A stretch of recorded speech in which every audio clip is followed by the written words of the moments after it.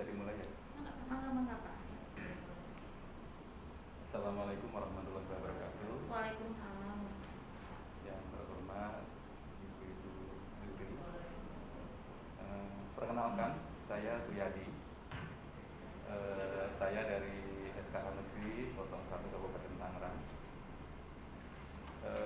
Saya lulus kuliah dari UNS dengan jurusan pendidikan khusus tahun 98. Namun saya tidak langsung terjun di dunia PRB, ya kan. Baru sekitar tahun 2003 saya masuk di Tangerang, kemudian saya masuk di sekolah swasta di Tangerang. Saya di situ kebetulan memang anak-anak autis semuanya. Ya, kemudian setelah saya di autisan sekolahnya sekitar 2003 sampai 2015 saya baru pindah di Balaraja sekolah negeri itu. Ya, selama sekitar kurang lebih 15 tahun saya bergelut di dunia autis. Dan kebetulan di Balaraja juga sekarang saya memang ditunjuk untuk anak-anak autis, untuk anak-anak autis. Bukan saya nggak mau memegang yang lain, memang kepercayaan diberikan dari kepala sekolah seperti itu. Pengen sebenarnya memegang anak yang lain, ngerasain nyobain seperti apa seperti itu dengan penggunaan yang lain. Kegiatan selama di sekolah, saya di samping mengajar diberikan tugas tambahan dengan sebagai penanggung jawab terapi, kemudian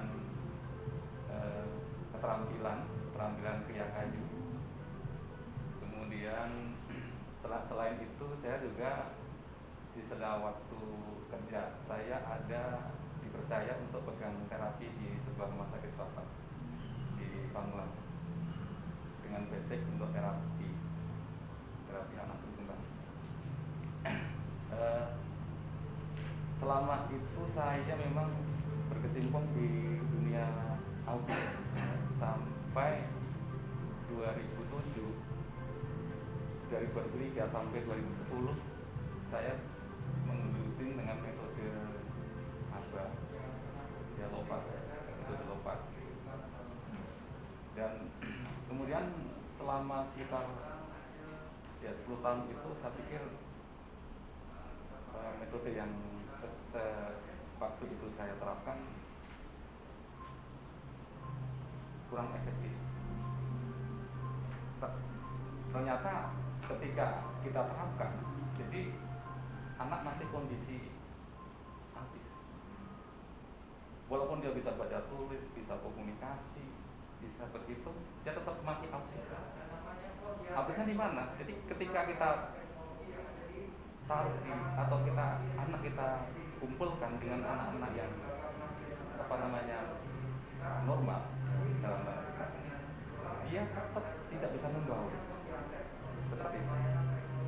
Nah, setelah itu saya pikir-pikir, kemudian di mana salahnya? Pasti itu ada salahnya, ya.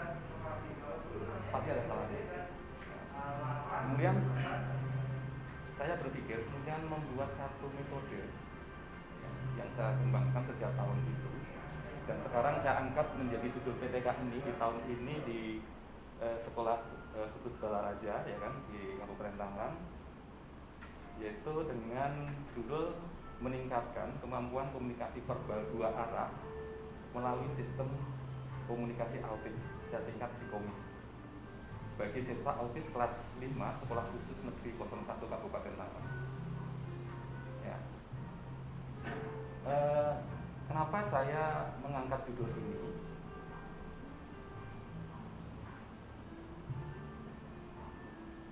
Ya, karena selama saya di Balaraja, di mana anak yang datang dengan usia sekolah tidak ada basic terapi, jadi begitu usia sudah 6 atau 7 tahun dia langsung dibawa ke situ dengan kondisi masih benar-benar alami, belum pernah tersentuh yang namanya terapi dan sebagainya, penanganan secara medis atau apakah pinggiran Jakarta, pinggiran Jakarta. Jadi kalau mungkin saya kan tinggal di Serpong. Kalau di Serpong mungkin masih kesadaran untuk ambil terapi masih bisa dari usia dini ya. Tetapi kalau di Balaraja yang namanya sekolah negeri itu masih kesadaran orang tua masih kecil. Jadi kondisinya ketika datang sekolah ya kondisinya sebenarnya potensi dia verbal tapi belum bisa komunikasi seperti itu, belum bisa berinteraksi. Itu yang membuat saya mengangkat masalah ini. Kemudian yang keduanya dengan metode yang ada saya pikir kurang efektif, itu kurang efektif. Kemudian saya mengangkat judul ini dengan latar belakang masalah yang saya sebutkan tadi ya. Kemudian langsung saja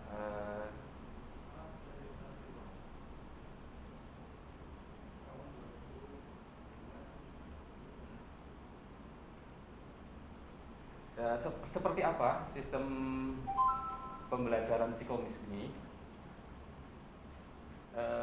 Kita bisa pakai media seperti ini. Ini saya sebut otak psikomis, ada dua bagian. Sebelah sini untuk mainan, kemudian sebelah sini untuk makanan. Jadi basic dari teori ini adalah mengoptimalkan fungsi otak kiri. Karena apa?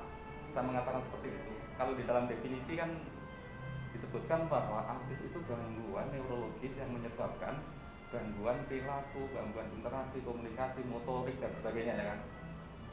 Nah, ketika kita zoom, otak itu ternyata ada dua bagian, otak kiri dan otak kanan. Otak kiri adalah otak bawah sadar atau otak sadar, sedangkan otak kanan itu otak bawah sadar. Kondisi anak autis, otak kiri belum on ternyata setelah saya zoom ya kan, dengan berbagai pengamatan yang lama tentunya prosesnya, ternyata otak kirinya belum on. Yang on adalah otak kanan. Makanya apa? Dia akan merekam sesuatu, gerakan, suara, lagu, kata-kata orang, tingkah laku yang dia lihat, apakah itu melalui langsung atau melalui video atau YouTube. Semuanya dia simpan langsung di otak bawah sadar. Seperti itu. Makanya apa? Outputnya pun karena prosesnya tadi ya kan, prosesnya di bawah sadar tuh. Makanya outputnya pun di bawah sadar. Ketika kita tanya, dia bisa nyanyi segala macam. Coba kamu nyanyi ini, nggak bisa. Karena apa? Outputnya tadi di bawah sadar. Dia hanya lihat handphone atau mendengar lagu yang tidak sengaja dia tiap hari dengarkan, apakah itu iklan dan sebagainya, dia rekam untuk di bawah sadar semua tuh. Makanya ketika kita mau memutar dengan sadar tidak bisa. Jadi dia cenderung dia untuk yang dikatakan dunianya sendiri itu. Ya karena itu dunia bawah sadar. Jadi dunia sadarnya belum on. Nah, makanya dengan sistem ini saya mengaktifkan otak sadar. Bagaimana caranya? Saya basicnya adalah keinginan. Mengawali dari keinginan anak. Keinginan yang sangat besar sekali. Kita batasin keinginan anak itu, kalau walaupun dia udah kelas 5, kelas 6, dia masih saya kategorikan anak. Ya kan? Dia masih sebatas di ini makanan dan ini mainan. Kemudian makanan, mainan nggak mungkin saya taruh di sini. Ini saya hanya sampel foto saja. Dan ini semuanya yang dia sukai. Memang kita survei ya kan, survei mainan apa yang dia sukai. Jadi mau keluar apa aja dia pasti suka. Sama makanan juga sama. Seperti itu. Langkahnya seperti apa? Pertama, ini kita tunjukkan. Ya, kita tunjukkan ke anak. Dia udah kenal semua ini. Ini memang makanan sukaan semua, favorit semua. Jadi kita nggak bisa ngarang. Ini memang udah kita survei dulu. kita tanya ke orang tuanya atau kita coba langsung. Nah, maka begitu ini kita langsung kita buka. Dia suruh buka dulu. Buka. Nah, setelah keluar, ya kan, kita ambil. Set kita arahkan di depan mata kita. Set begini. Walaupun dia secara tidak langsung memandang mata saya, tidak menatap mata saya, tetapi anak melihat ini dan ini kita arahkan di sini. Jadi metode ini tidak mengajarkan kontak mata secara terpisah. Kontak mata ini kita ajarkan di dalam satu strategi gaya mengajar kita. Beda sama yang teori yang lain. Mungkin dia mengajarkan kontak mata 1 detik, 5 detik, segala macam, sampai mata mau digigit. Dia tetap nggak kontak. Karena apa? Tidak terbiasa. Kalau dengan seperti ini, udah pasti yang kontak. Nggak mungkin nggak kontak, karena ini sudah posisikan di sini. Nah, dalam posisi seperti ini barang yang menarik sekali. Dalam hitungan mungkin seperempat detik, setengah detik, dia pasti on tuh. Otak kiri dia tuh pasti on, sadar tuh. Nah, setelah itu kita masuk.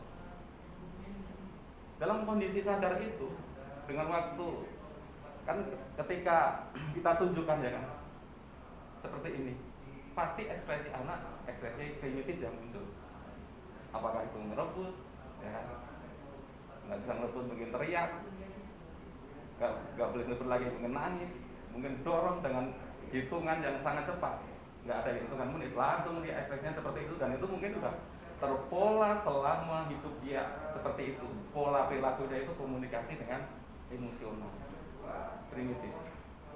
Nah, sebelum itu terjadi, dalam hitungan setengah detik atau seperempat detik, kita langsung masuk, jebret. Kita kasih satu perintah yang paling gampang, paling komunikatif adalah fisik. Perintah fisik. Saya masukkan yaitu tos. Saya masukkan tos.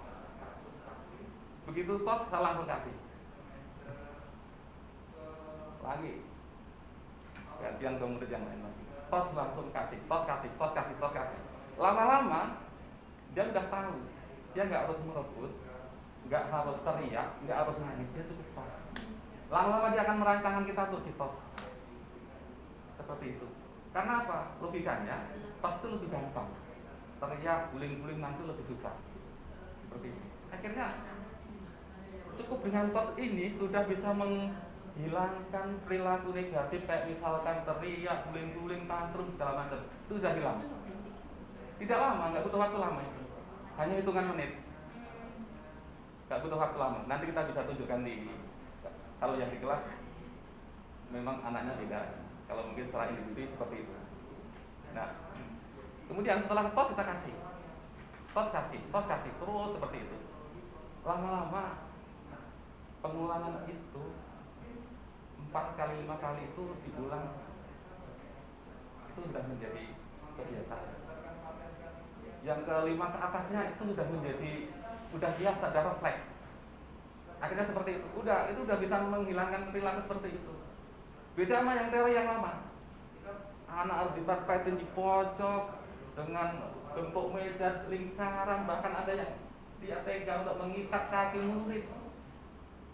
Kalau saya cukup dengan menggerakkan ini dengan keinginan dia, seperti itu. Dengan keinginan. Ketika keinginan tidak dapat, kita bisa menggerakkan apa saja yang ada perilaku dia itu. Kita bisa menggerakkan dengan keinginan itu. Karena kita tidak bisa menggerakkan anak autis dalam kondisi di bawah sadar tanpa keinginan yang kuat. Seperti itu. Setelah itu,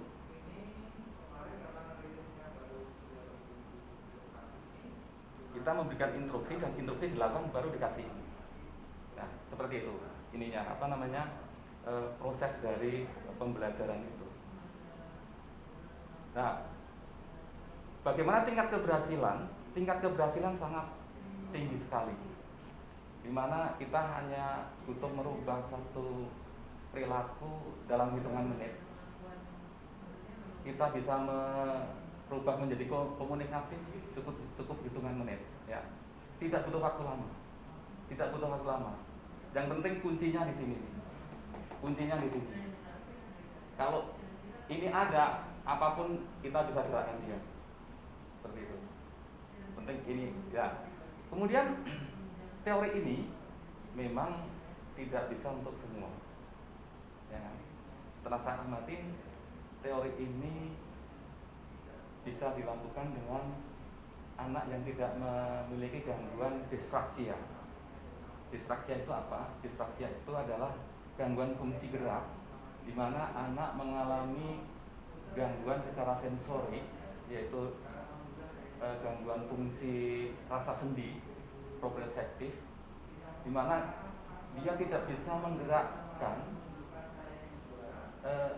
persendiannya dengan secara refleks. Gitu. Itu adalah gangguan proprioseptif yang avoider. Gangguan proprioseptif avoider. Jadi dia tidak bisa, bahkan kalau misalkan dia suruh melempar tidak bisa.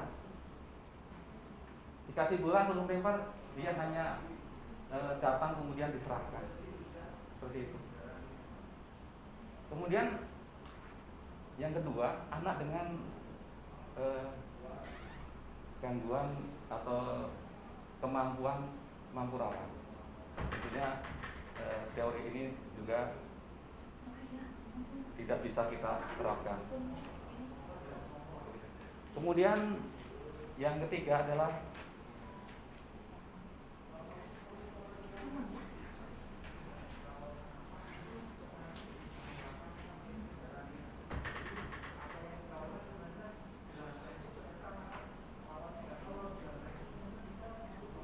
jadi itu tidak bisa kita terapkan di semua kemampuan anak. Satu, disfraksia, kemudian mampu rawat. Yang ketiga, anak yang tidak suka makan dan mainan. Kita susah untuk masuk ke dia. Kita nggak bisa masuk ketika dia tidak suka makanan. Kita dia tidak suka mainan. Itu juga kita susah untuk masuk mengintervensi dia dalam kondisi tidak sadar atau kemampuan sadarnya masih rendah sekali.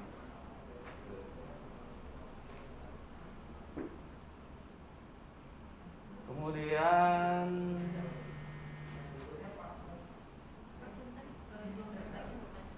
baik Ibu, ini saya tunjukkan video pembelajarannya seperti ini.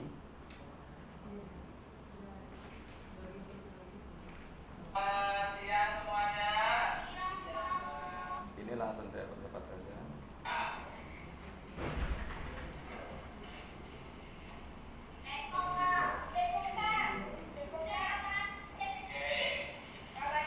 Ini semua anak autis. Siapa yang mau? Saya. Siapa yang mau? Ya. Bagus. Siapa yang mau? Oh,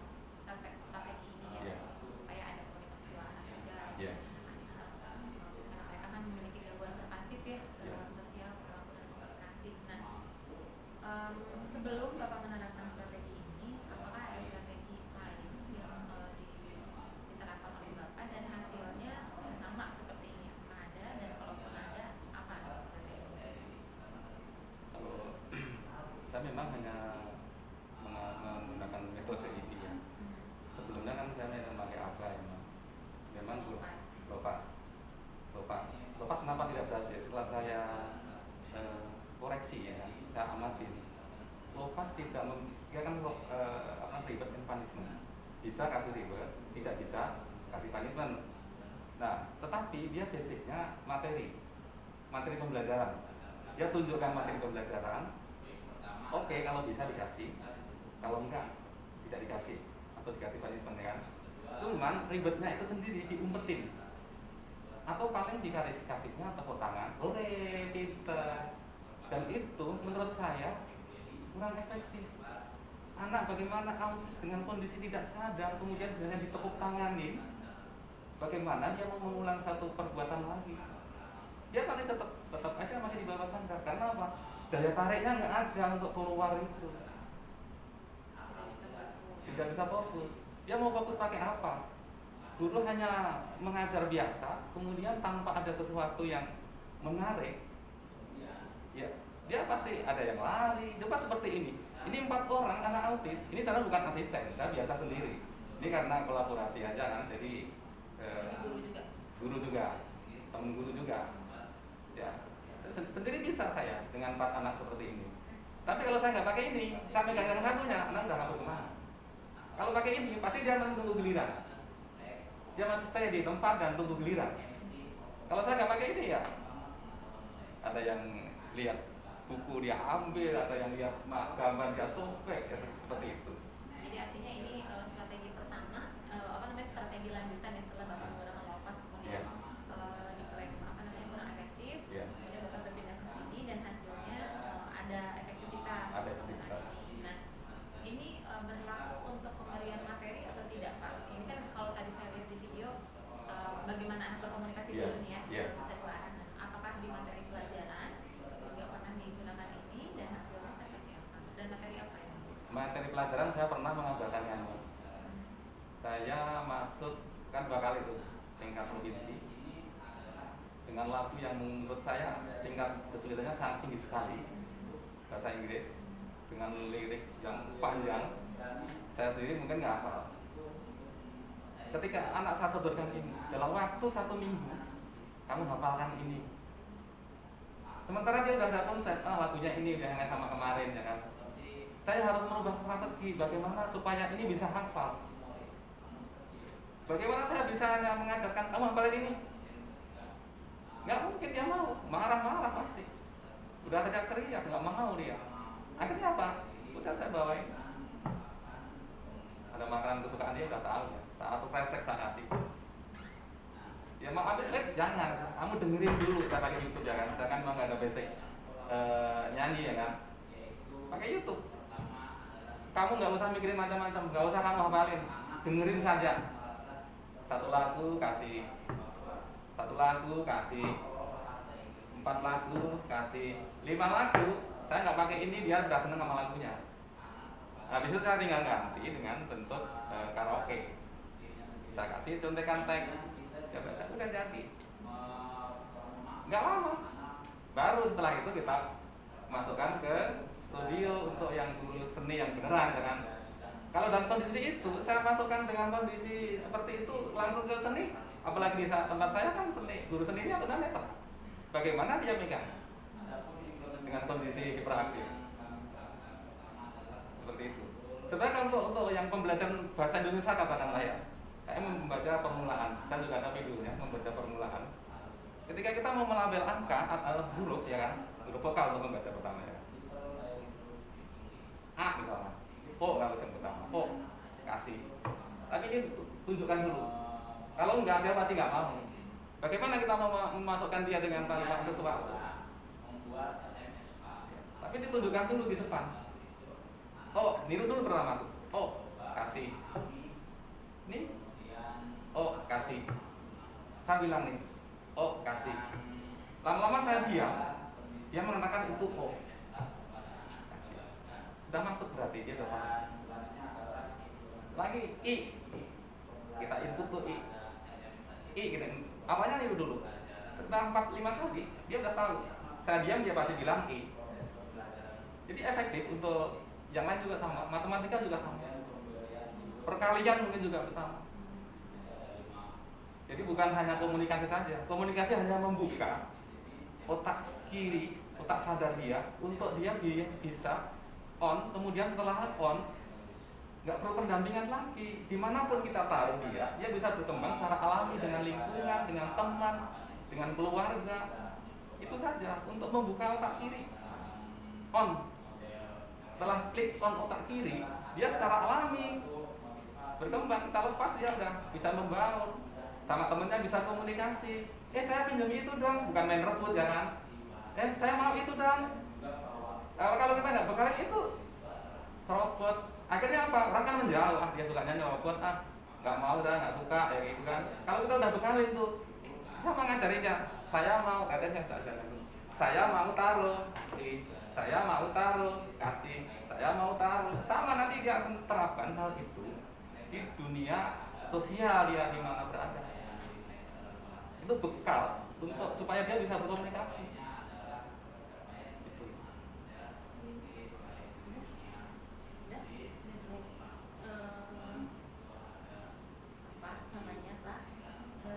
Kalau melihat dari substansi untuk pemanfaatan di lingkungan kelas, bagus banget ya Pak ya. Kemudian kalau siskomis ini ya, bagaimana Bapak melihat kebermanfaatan Bapak bagi masyarakat Pak? Ini kan saya di samping saya ngajar di sekolah ya, di sela-sela waktu saya kan saya visit terapi ya kan, sama tadi kan di rumah sakit sela-sela waktu yang ada. Ya tentunya ya kalau di lingkungan tempat saya sih, kalau misalkan ada istilahnya kayak speech delay segala macam udah kesal. Jadi udah tahu, mereka udah tahu di lingkungan sekolah TK, sekolah yang di sekitar-sekitar mereka udah tahu. Ke Pak Yadi, misalkan ada murid nih yang istilahnya, ini agak terlambat, gitu kan. Kemudian perilakunya di dalam kelas nggak bisa kondusif, mengganggu teman, ya udah tidak sayain. Paling sampaikan nggak lama kalau dalam kondisi seperti itu. Kita cukup buka komunikasi, kemudian kita komunikasi sama orang tua, nanti ini tugasnya ini. Udah. Kita menyeting otak kiri itu nggak banyak. Hanya beberapa item kita masukkan, beberapa item prinsip komunikasi dua arah. Kita masukkan tek berapa item. Nggak sampai 10 pun dia udah on. Udah on dia, dan dia udah aktif nantinya. Kayak misalkan kan butuh sesuatu nggak boleh ngerebut, nggak boleh nangis, nggak boleh teriak, harus ngomong ya kan. Nanti kan kita juga berajarkan, kan ada saya kan membuat teori ini, saya bukan hanya ininya doang, metodenya aja. Saya rancang juga dengan pedoman kurikulumnya. Di mana pedoman kurikulum itu memang saya fokuskan untuk aktif otak kiri. Coba kalau yang namanya metode Lovaas yang sekarang banyak orang gunakan, dia memang fokusnya bukan di otak kiri, dia di otak kanan, kayak bahasa reseptif. Bahasa reseptif itu masuknya dia di otak kanan. Kita bayangkan anak autis, otak kiri belum on, kesadaran belum ada. Kemudian kita ajarkan pegang merah, pegang hidung, pegang pipi. Ya itu kan masuknya langsung ke bawah sadar. Dan itu di metode Lovaas itu basic, dasar dia untuk, bahkan untuk verbal itu di tingkat lanjut. Basicnya aja menurut saya udah nggak, kurang efektif. Ini terkait dengan ini Pak, tadi kan sudah ya kebermanfaatan untuk masyarakat, kemudian untuk anak, dan tindak lanjutnya untuk ke depan Bapak selain penggunaan ini apa untuk meningkatkan keterampilan komunikasi atau untuk hal-hal bagi anak-anak di sekolah? Ya sebenarnya kan kalau ini kunci untuk membuka. Ketika dia udah kebuka, dia mau diisi apapun, di input apapun bisa. Ini membuka aja, dan nanti ketika udah buka ya siapapun bisa ngisi. Kalau yang sebelah sana itu buat apa tadi Pak? Ini gambar, ini sebenarnya untuk individu ya. Kalau untuk permainan ini kan kalau untuk klasikal kadang agak susah.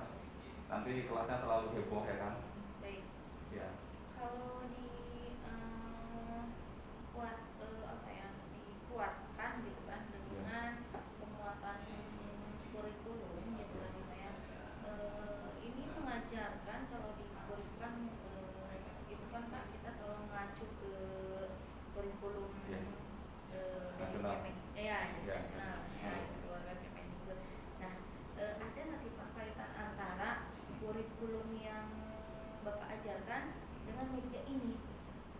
Kurikulum yang nasional itu? Iya.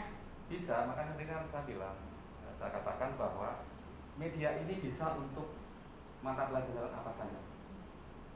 Tapi kuncinya itu tadi, on dulu, komunikasinya ada dulu. Gitu. Langsung juga bisa dengan seperti ini.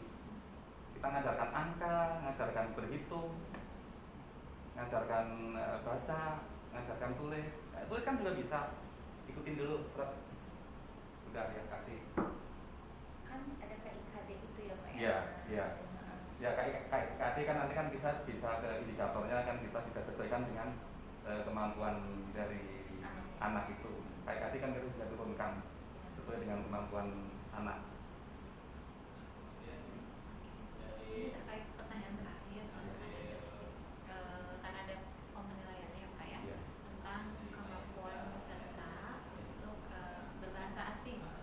Nah, kira-kira Bapak ada bahasa asing yang dikuasai, tidak harus bahasa Inggris, tapi bahasa yang asing lain, tidak. Kalau untuk bahasa Inggris bisa Bapak memperkenalkan diri sedikit saja menggunakan bahasa Inggris atau closing statement boleh. Karena untuk penilaian Bapak harus sendiri. Ya baik, terima kasih. Ini media metode pembelajaran yang saya usung seperti ini. Harapan saya ke depan. Bahasa Inggris. Oke, thank you. Apa ya? Kalau enggak perkenalan aja. Yeah, my name is Yadi and from Klaten. And live in Serpong. Thank you Bapak Setiadi, nice to meet you. Mudah-mudahan apa yang Bapak lakukan dengan melalui media ini juga bisa bermanfaat tidak hanya untuk peserta didik Bapak di sekolah kelas Bapak, tetapi juga untuk siswa-siswa yang lainnya. Juga Bapak bisa menggunakan media-media ajar lain yang efektif untuk anak-anak khusus. Terima kasih Bapak, mohon maaf karena tadi sempat menunggu. Mudah-mudahan sehat selalu untuk Bapak. Amin. Terima kasih. Terima kasih Pak. Ya, saya tutup dari saya. Terima kasih. Assalamualaikum warahmatullahi wabarakatuh. Jadi makanannya ini aja ya Pak ya? Tergantung. Tapi kalau coklat itu Bapak nggak bisa? Memang seperti ini ya. Banyak orang yang istilahnya menolak dengan itu. Tapi kan mereka belum mencoba. Saya kan balik ya kan. Saya balik. Kalau diet itu masuknya ke otak kanan, di bawah sadar pengaruhnya itu. Dan anak autis dengan diet itu efeknya nggak nambah banyak. Saya udah ngamatin udah 7 tahunan lebih, 10 tahun bahkan. Efeknya nggak, tetap di bawah sadar. Tetapi ketika ini kita kasih dengan kesadaran, akhirnya yang meledak apa? Otak kiri, otak sadar itu meledak dan akan terjadi lompatan perkembangan yang luar biasa yang di bawah sadar itu tadi kita bisa putar dengan sadar seperti itu. Memang ini kan diet ya harusnya ya kan. Iya. Tapi saya enggak. Saya udah pelajarin itu udah sadar 10 tahun yang lalu saya menerapkan itu. Dan saya belum pernah ketemu yang anak dengan seperti ini kemudian yang suka ya dengan standar tadi itu gagal. Anak-anak di rumah sakit saya itu rata-rata mereka sekolah ini. Jarang yang sekolah di sekolah khusus. Tapi ya memang lama terapinya, bisa 4 tahun, 5 tahun. Sampai saya antarkan dia bisa baca tulis. Karena saya yakin untuk di sekolah umum untuk baca tulis ya ngajarin dengan posisi kondisi yang masih belum fokus agak kesulitan. Saya punya teknik bagaimana ngajarin berhitung, perkalian dan mengajarin baca, tulis segala macam, saya punya trik semua. Saya ada YouTube, saya buka YouTube di channelnya di Password. Itu ada bagaimana cara ngajarin perkalian ada. Nanti kemudian pasien-pasien saya dari perkembangannya dari yang belum sama sekali bicara kemudian bicara dalam hitungan menit bisa ada. Jadi saya ada channel YouTube-nya, jadi bisa dilacak di situ. Apa Pak channel itu? Ya di Password. Ya di Password. Cukup ya Bu ya? Cukup Pak. Ya, terima kasih. Terima